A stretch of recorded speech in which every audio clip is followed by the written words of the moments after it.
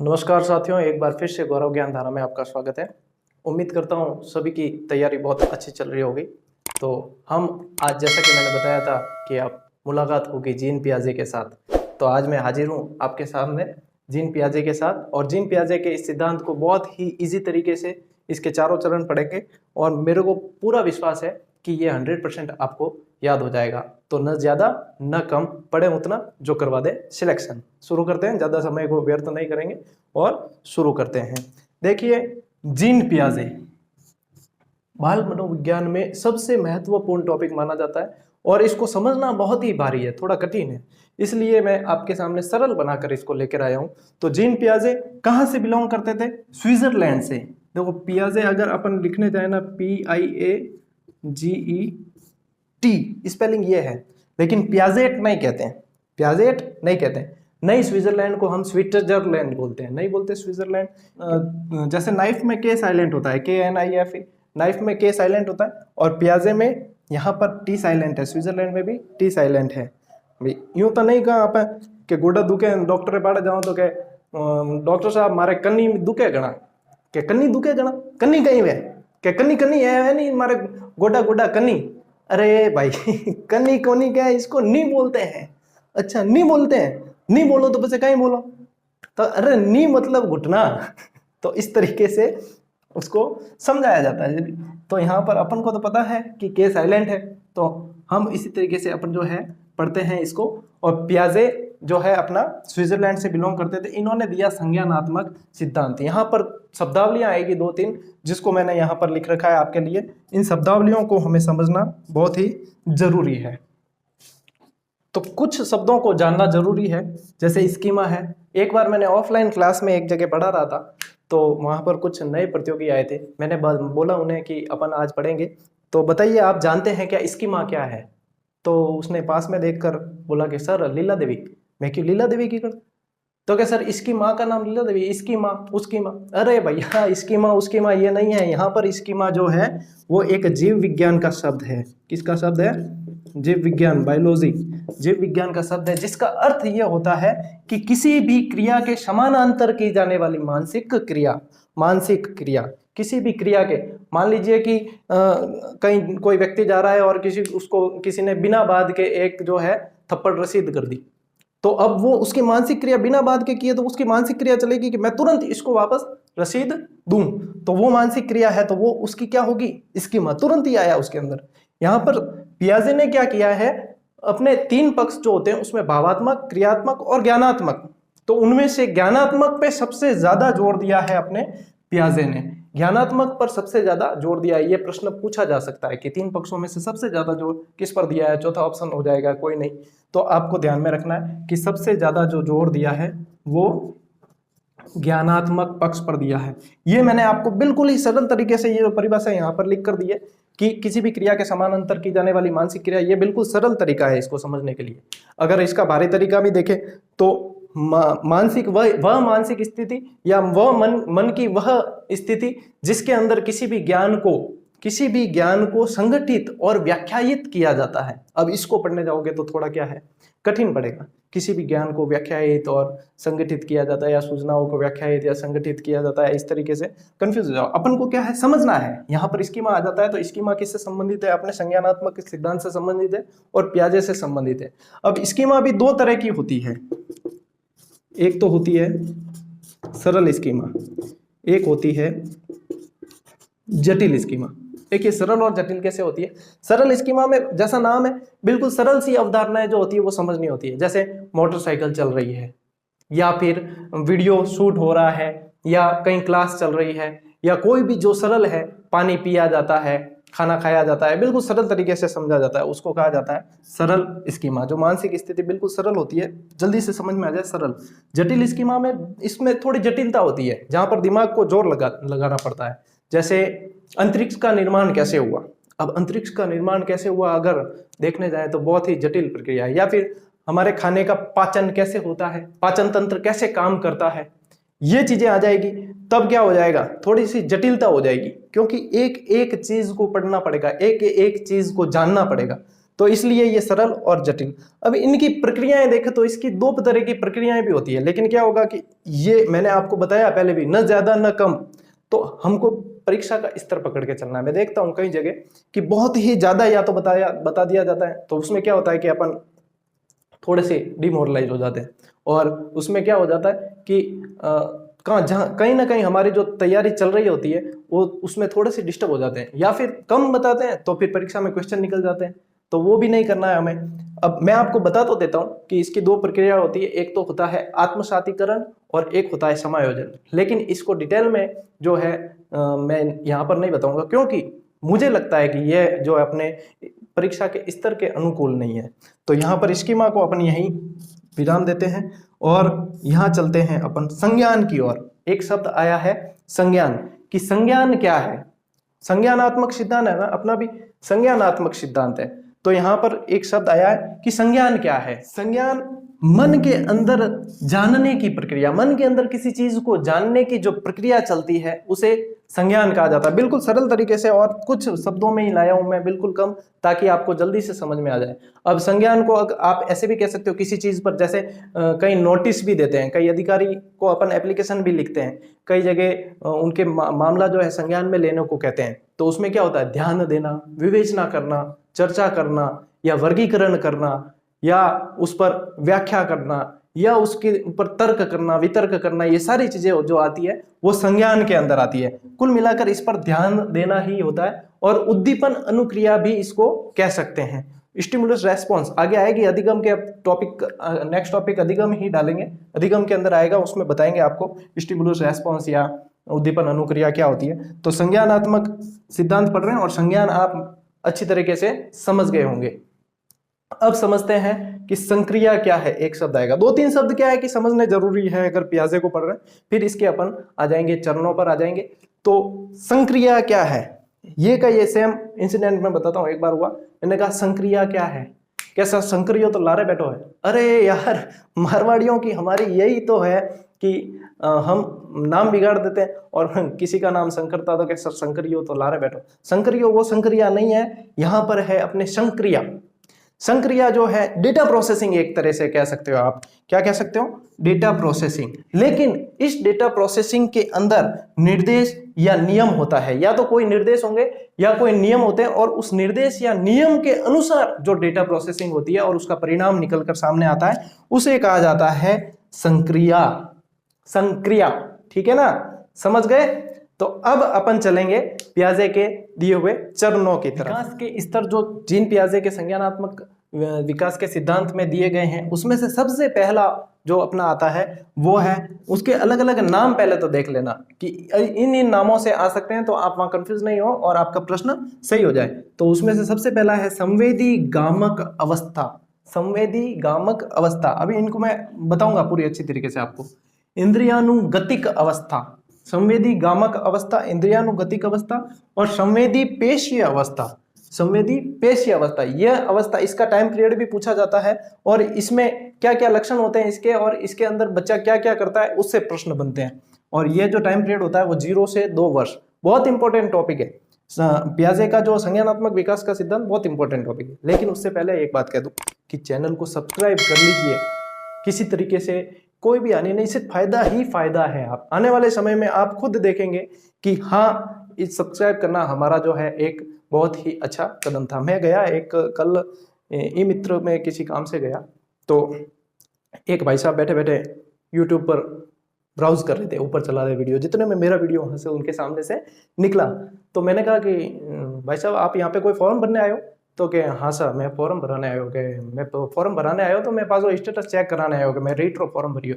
मैं कि अच्छा क्या बात है, रीट का फॉर्म भरा? तो क्या, हाँ सर। मैं कि रीट तो ये यूट्यूब पे भी बहुत अच्छी अच्छी जानकारियाँ, ये अभी आपने एक वीडियो देखा, मेरे मास्क पहना होता तो उसने पहचाना नहीं। तो मैं क्यों वो देखियो ना आप बार, मैं क्यों एक वीडियो आप हम निकली हो गौरव के अंदर कि हाँ, मैं क्यों कहें सही पढ़ा हुआ है कि नहीं? तो कहीं नहीं, यूट्यूब माते आया है तो सही पढ़ा तो ये जने आया है। तो मैं क्यों देख लिया करो, कदी कदी कहीं ध्यान फायदो हो जाए, बढ़िया चीज बताओ। तो क्या, हाँ सही बात है, बस देखन लागा हूँ, देखन लागा। तो मैं क्यों के कोई बढ़िया चीज है नहीं, बिन सब्सक्राइब कर देनी चीजें बिनु कहीं में कि अगले रो हौसलो बढ़े और अपन जो नई अपडेट आए जो मिल जाया करे। तो ना नहीं नहीं नहीं नहीं नहीं, मैं क्यों यार क्या हुआ इसके ऐसा? तो क्या नहीं नहीं मैं कि अरे हुआ क्या, तो क्या इस पर तो लाल रंग दे रखा है, माते लाल रंग दियोड़ो, मैं कि लाल रंग दियोड़ो तो बढ़िया है हाईलाइट वे, नहीं नहीं लाल रंग खतरे रो निशान है हम क्या खतरो सब्सक्राइब करने में, तो क्या मेरे तो सब बैंक री डिटेल जो है मोबाइल में सेव करी सारा खाता री डिटेल, मैं कि लाल खतरे निशान है, मैं दबाऊं और चलो गया। मैं कि धन्य है भाई साहब, आप रेट दे रहे हो, आप मास्टर जी बन रहे हो, बहुत बहुत धन्यवाद है आपको। नहीं आप सब्सक्राइब मत कर दो, कहीं ध्यान हमारे बैंक रे खाते में डिटेल कोई और उड़ा दे और थे हमारे माथे आ जाओ तो ऐसा नहीं होता है, आप बिंदास सब्सक्राइब कर सकते हैं। आने वाले समय में आपके पास में बहुत ही अच्छी और शॉर्ट ट्रिक से वीडियो आने वाले हैं। अपन वापस इस पर आ जाते हैं। समय देखिए इस अवस्था में क्या होता है, बच्चा ज्ञानेंद्रियों से सीखता है, ज्ञानेंद्रियों से सीखता है यानी कि सुनकर, बोलकर, छूकर, देखकर, ये सब ज्ञानेंद्रियां हमारी काम करती है ना, तो उन ज्ञानेंद्रियों से ये सीखता है। और वो जितना सब ये सब करके देखेगा, 0 से 2 वर्ष की अवस्था में बच्चा हमेशा इन्हीं से सीखता है, इसी को कहते हैं संवेदनाओं से सीखता है। संवेदना जो है उसको आप चोटियों पर रोला नहीं तो वो रोवेला, और वो ही समझ जाए कि वो आदमी आवे वो खराब है, वो मने रोलावे, वो मार चोटिया पर अगली बार थान देख तो इन्हें वो रोन लाग जाए, ठीक है नहीं। तो ये संवेदनाओं से सीखता है, यानी कि उसको दर्द हुआ फिर वो सीख गया, इसलिए इसे कहा जाता है संवेदी गामक अवस्था, इंद्रियानुगतिक अवस्था, यानी कि इंद्रियों से सीखता है, इंद्रियों की गति से सीखता है। और संवेदी पेशीय अवस्था भी इसीलिए कहते हैं क्योंकि पेशियों की संवेदना, जो संवेदना है वो महसूस करता है, उसी से वो सीखता है।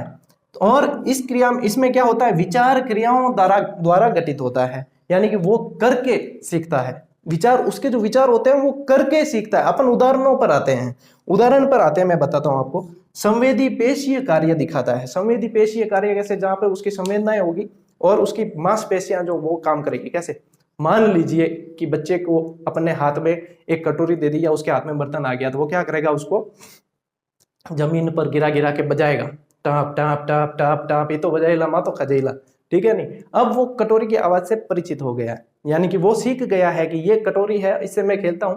अब वो उसके सामने नहीं है लेकिन कहीं बजेगी, तो वो उसने क्या ज्ञानेंद्रियों से सुनकर सीखा है, तो उसको पता चल जाएगा कि अच्छा ये कटोरी यहाँ नहीं है और वहां उसके पास में चली गई है, तो ये चीज उसने क्या करी है, यहाँ सीख ली है इस चीज को, है ना। उसके जो बुद्धि है उसके कार्यों से पता चलेगी, यहाँ उसकी बुद्धि जो है उसके कार्यों से पता चलेगी। देखो मनोविज्ञान में जब तक उदाहरण से नहीं समझा जाए समझ में नहीं आता, इसीलिए मैं आपके सामने उदाहरण पूरे लेकर आया हूं। बुद्धि कार्यों से कैसे पता चलेगी, नहीं तो यहाँ पर जोर देना पड़ेगा, अपने खुद की बुद्धि पर जोर देना पड़ेगा। बुद्धि कार्यों से ऐसे झलकती है कि मान लीजिए एक बच्चा बैठा है और खिलौना पड़ा है, वो बच्चा अभी चलना नहीं सीखा है, तो खिलौना पड़ा है और वो पलंग पर बैठा है, तो वो चादर को खींचेगा, चादर को खींच कर जो है खिलौने को पास में ले आएगा, वो खुद उस तक नहीं पहुंचेगा। चादर को खींच कर ले आया तो उसकी बुद्धि किस से झलक रही है, फिर अपन कहेंगे देखो बेटो कितना होशियार है, वो यूं नहीं कि बिन पाड़े चलो जाए, खिलौना ने खुद नहीं पाड़े ले लियो चादर खींचने, तो ये कितना होशियार है, यानी कि उसकी बुद्धि किस से झलक रही है, उसकी बुद्धि उसके कार्य से झलक रही है। यही चीज मैं बताना चाहता था आपको। और वस्तु का अस्तित्व तब तक ही होता है जब तक वो उसके सामने है। इस उम्र में बच्चे कहते हैं पट जाते हैं जल्दी से, तो जब तक उसके सामने जो चीज दिख रही है उसका अस्तित्व वो तब तक ही मानता है। कैसे, उदाहरण के बिना इसको समझना मुश्किल है, नामुमकिन तो नहीं कह सकते, घने होशियार बिल्ला बैठा है वह जाए यूं ही समझ जाए, बाकी मुश्किल है थोड़ा। तो उदाहरण देते हैं कि देखो छोटे बच्चे होते हैं, अपन सब ये करते हैं, मैं तो अपने आसपास के उदाहरण ही देखता हूँ, वैसे भी अपन सब ये करते हैं। छोटे बच्चे होते हैं, छोटा बच्चा खेल रहा है और जैसे उसके पास में वो चीज लेनी है तो अपन उसके सामने लेंगे तो वो रोएगा ना। अपन क्या करते हैं, उसके सामने से लेकर और ऐसे करते हैं और फिर यूं छुपा देते, फिर के वो चिड़िया ले गई। हाँ, मैं एडी केडी चिड़िया है जो कि एक झटके में ले गए बच्चों हो जाए, क्या एडी केडी चिड़िया, या तो वो चिड़िया बहुत ज्यादा फुर्तीली है या बस मेरे देखने में मैं थोड़ा ढिलो हूँ। तो बच्चा जो है फिर वो देखता है, उस दिशा में देखेगा जिस तरह वो चिड़िया ले गई उस दिशा में ही देखेगा, फिर सोचेगा कि हाँ, फिर वो उस चीज को भूल जाएगा, यानी कि उसके सामने वो चीज नहीं है और उसके जो है वो अस्तित्व तब तक ही था। जितने में कहीं में अटला रहा हूँ वो चीज पड़ जाए नीचे, तब करती आवाज आवे और आवाज से उसने क्या है संबंध बिठा रखा था, वापस देख ले, वो झुके नहीं हूं देख ला के ला रहे, हाँ हटे है, कोई चिड़िया आइडिया नहीं लेके गए, मैंने तो मामू बनाता। तो ये चीज आप अच्छी तरीके से समझ जाएंगे कि ये चीज हम करते हैं, और यही जो है जीन पियाजे ने कही है। हम थे वो वाला जीन पियाजे में नवो कहीं की तो हैंग ना करा, तो भाई साहब जीन पियाजे ने इस पर पूरी थ्योरी लिखी है और संज्ञानात्मक विकास इसीलिए हम पढ़ते हैं और रीट में ये आएगा और हमें नंबर देकर जाएगा। तो अब चलते हैं हम इसके अगले स्तर की तरफ। दूसरा जो स्तर है वो उसका नाम है पूर्व संक्रियात्मक अवस्था, पूर्व वैचारिक अवस्था और प्राक संक्रियात्मक अवस्था। ये किसी भी नाम से आ सकता है। इसका जो एज ग्रुप है वो 2 वर्ष से 7 वर्ष तक है। इस बात को हमें अच्छी तरीके से ध्यान में रखना है। अब इसमें भी 2 भाग है, इसके भी, इस चीज के भी 2 भाग है, प्राक संप्रत्यात्मक अवस्था और अंतर्दर्शी अवस्था। अंतर्दर्शी अवस्था, ठीक है। फिर प्राक संप्रत्यात्मक अवस्था, इसके भी 2 भाग है, एक तो है आत्मकेंद्रितता और एक जीववाद। मान लीजिए यहाँ तक क्वेश्चन नहीं भी आएगा, लेकिन फिर भी इसको हम समझ लेंगे। एक बार समझ लोगे तो फिर आगे भी काम आएगा। तो सबसे पहले तो इसको समझते हैं कि पूर्व संक्रियात्मक अवस्था में क्या होता है। तो पूर्व संक्रियात्मक अवस्था में वस्तु जो है वो सामने उपस्थित नहीं होते हुए भी उसके प्रति जो है वो विचार बनाने लग जाता है। वस्तु सामने, इससे पिछली वाली अवस्था में ऐसा नहीं होता था, लेकिन यहाँ पर जो है वो उसके प्रति विचार बनाने लग जाता है और संकेतों का निर्माण शुरू कर देता है। इसकी विशेषताओं में ये आ जाएगा सजीव चिंतन, इसको मैं अभी जीववाद के अंदर बताऊंगा। सजीव चिंतन यहाँ पर विकसित होता है बच्चे के अंदर। अहम केंद्रवाद हावी होता है, यह आत्म केंद्रितता के अंदर बताऊंगा मैं अभी। अहम केंद्र यानी कि खुद जो है अपने बाल्यावस्था की जो अपने अवस्थाएं पड़ी थी उसके अंदर भी जो था वो शैशवावस्था में ये हावी होता है अहम केंद्रवाद। बालक की जो है भाषा का विकास इसी चरण में, यहीं पे तो बोलना सीखेगा वो। कौन सी भाषा बोलता है, हिंदी बोले कि मारवाड़ी बोले कि अंग्रेजी बोले कि जिको भी बोलेला वो एज ग्रुप में ही बोलेला। समान वस्तुओं को समान वर्ग में विभाजित कर लेता है, ठीक है। नहीं, आप उसको बहुत सारी खिलौने दोगे तो वो उसको बांट लेगा अलग अलग। यहाँ पे थोड़ी थोड़ी कलर की समझ, रंग की समझ भी आने लग जाती है और वो उनको अलग अलग जमा कर बांट लेगा। एक ही तरह से सोचना लेकिन विपरीत नहीं। यहाँ पर क्या करता है, एक तरह से ही सोचता है। अभी 7 साल तक का बच्चा है, वो एक ही दिशा में सोच सकता है, उसके विपरीत नहीं सोचता है। इसको हम उदाहरणों से समझते हैं। सबसे पहले अपन ले लेते हैं प्राक संप्रत्यात्मक अवस्था। प्राक संप्रत्यात्मक अवस्था में भी आपके 2 चीजें आती है। आत्मकेंद्रितता, सबसे पहले आत्मकेंद्रितता पर चलते हैं। इसमें बच्चा क्या करता है, अपने ऊपर ही केंद्रित होता है, पूरी तरीके से आत्म केंद्रित होता है। वो दूसरी तरफ वो नहीं सोचता है, दूसरी तरीके से नहीं सोच सकता, खुद के तरीके से, एक तरीके से ही सोचेगा। उदाहरण के बिना नहीं समझ पाएंगे, मैं बताता हूं आपको। मान लीजिए एज ग्रुप यहाँ पर देख लीजिए, यहाँ पर जो है एज ग्रुप 2 से 4 वर्ष का बच्चा है। यहाँ पर 2 से 4 वर्ष का बच्चा है। तो 2 से 4 वर्ष का, मान लीजिए कि 4 साल के बच्चे को ही उसकी मम्मी ने फोन किया। तो उसकी मम्मी ने फोन किया 4 साल के बच्चे को कि बेटा क्या कर रहे हो। तो वो चलो बोल देगा कि मैं खेल रहा हूँ या कोई भी जैसे भी। तो बेटा भैया पास में है, फिर वो ऐसे कर देगा। अब उसको ये नहीं पता है कि आगे उनको दिख नहीं रहा है, उनको दिख नहीं रहा है। बेटा भैया सो रहा है क्या, अब ये भी नहीं पता। हाँ मना, लेकिन अगर सामने होता तो वो तो ये उसकी तरफ से तो जवाब दे ही रहा है। हालांकि ये अपने बड़ों के साथ भी हो जाता है कभी कभी। अपा कहवा ने माते फोन माते बात करा तो के भगवान की सौगन जो को मैं अगर यूं करियो है भगवान की सौगन। अब भगवान की सौगन अपन ऐसे कर खाते हैं ज्यादातर। अब लेकिन वहां पर उसको ये थोड़ी दिख रहा है कि भाई थे भगवान की सौगन, अरे मैं कान पकड़े न माफी मांगू के, मैं कान पकड़े न माफी, अरे कान पकड़े न माफी। फोन पर तो पकड़ने की आवश्यकता नहीं है, आपने कह दिया। लेकिन अपन करते क्या है, तो वो क्या होती है आत्मकेंद्रितता। अपन अपने नजरिए से तो सोच रहे हैं लेकिन अगले के नजरिए से नहीं सोच रहे हैं कि उसको ये नहीं दिख रहा है, ठीक है। यह थी अपने इसके अंदर प्राक संप्रत्यात्मक में आत्मकेंद्रितता। अब आता है अपने जीववाद। जीववाद क्या है, यही सजीव चिंतन विकसित होता है। यानी कि यहाँ पर बच्चा क्या है, हर चीज को सजीव समझता है। हर चीज को वो ऐसे समझता है कि हर चीज जो है सजीव है।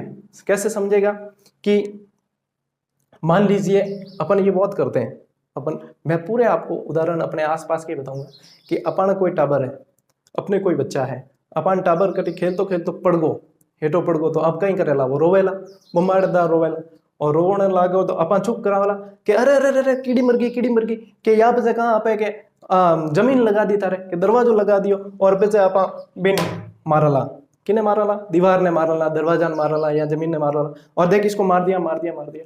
अब तू वो भी मारेगा, तू भी मार, और वो भी मारेला, और पता चुप हो जाला।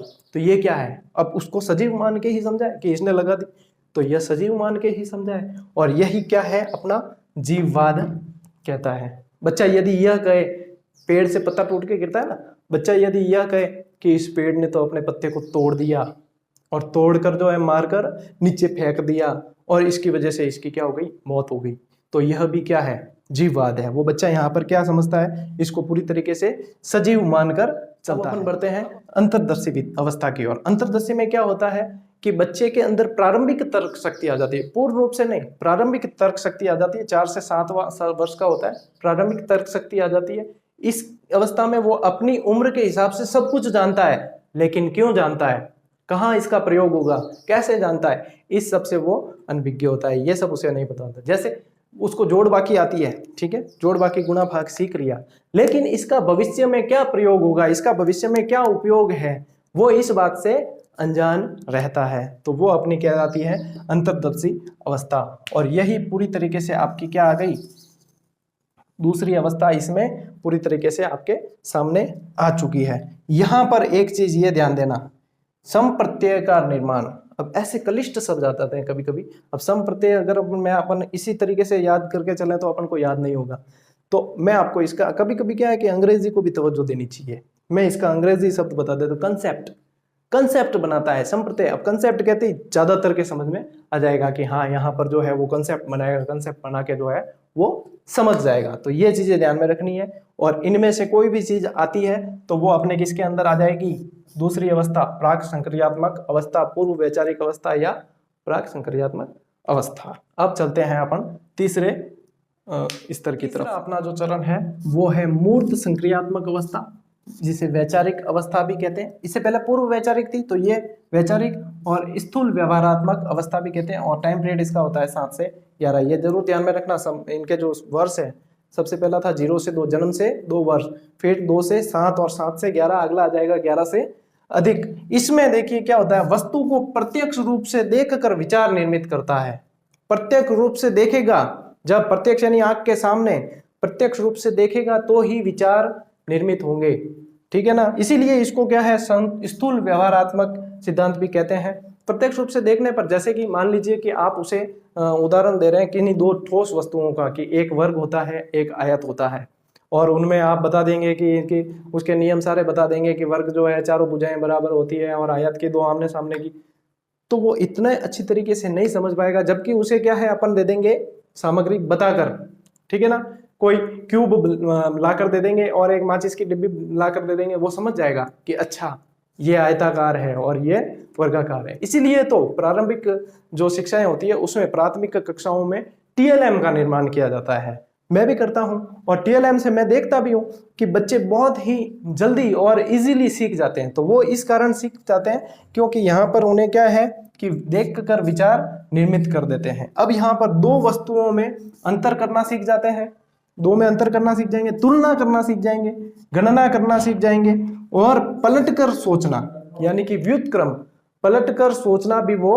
सीख जाएंगे। व्युत्क्रम कैसे सीखेंगे कि आप उसे बताओगे बच्चे को कि 2 × 2 होता है 4, फिर आप उसको ये भी बताओगे कि देखो 4 में 2 का भाग देने पर आएंगे 2, तो वो पलटकर यहाँ पर क्या है, व्युत्क्रम, पलटकर वो सोचना सीख जाएगा। यहाँ पर इस अवस्था में वो पलटकर सोचना सीख जाता है। यहाँ पर वो मूर्त चिंतन विकसित होता है। मूर्त चिंतन क्या होता है, मूर्त और अमूर्त 2 आएंगे, इसके अगला जो आएगा वो अमूर्त आएगा।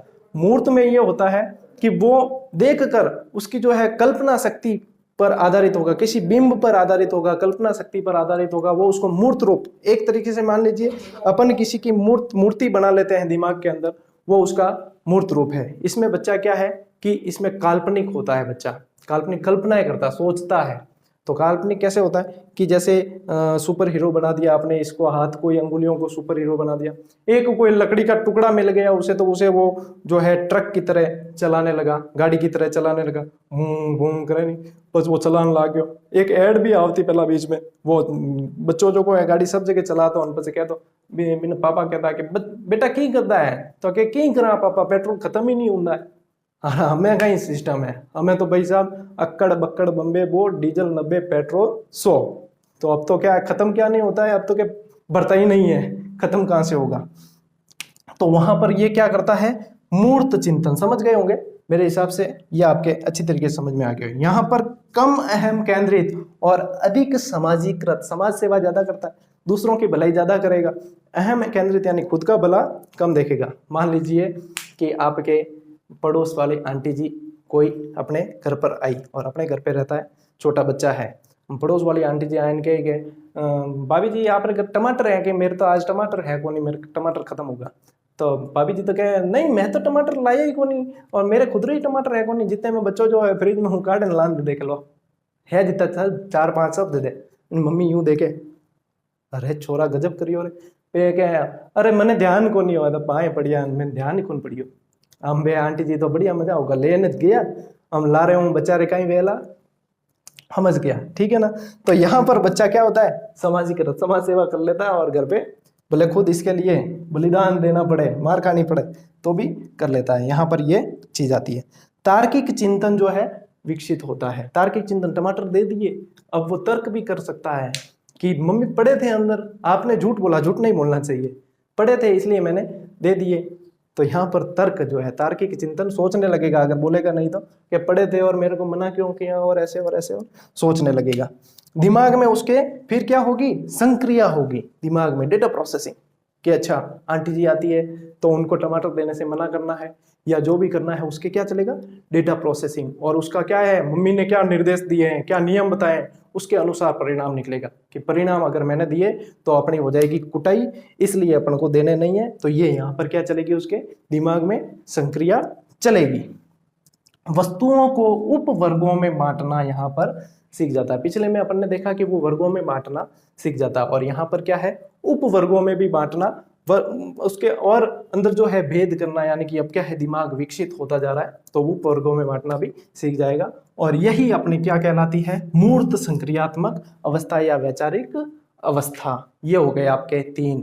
अब जीन पियाजे भाई साहब रो रियो है एक सिद्धांत, ठीक है नहीं भाई साहब सब्सक्राइब कर लीजो, ठीक है नहीं।